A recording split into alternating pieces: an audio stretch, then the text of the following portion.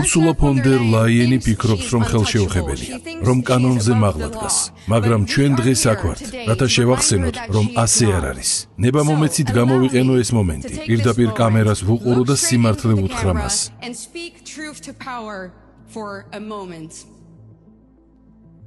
ალბატონო von der Leyen, ფიქრობთ თუ არა იმაზე, რაც ჩაიდინეთ?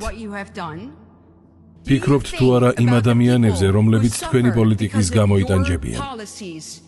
ფიქრობთ თუ არა იმ ადამიანებზე, რომლებიც იმ ვაქცინის გამო დაიღუპნენ, რომლის გაკეთებაც აიძულეთ და რომელიც კულისებს მიღმა შეიძინეთ?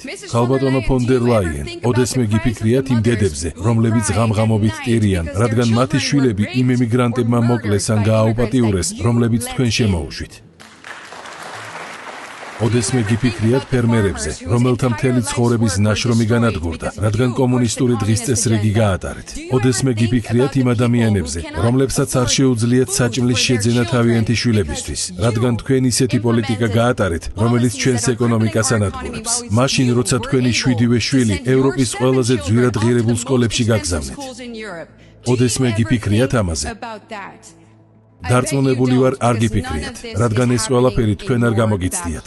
მაგრამ ქალბატონებო და ბატონებო, მე ვფიქრობ ამ ადამიანებზე, მე ნამდვილად ვფიქრობ მათზე და მე მათ არ დავევიწყებ, ასე რომ ნებამომეცით დაგკვირდეთ აქ და ახლა. მე არ შევწყვეტ მათთვის ბრძოლას, მე არ შევწყვეტ სიმართლისთვის ბრძოლას და არ შევწყვეტ ჩემი ხალხისთვის ბრძოლას.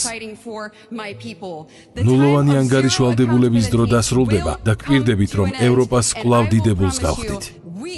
Will make Europe great again.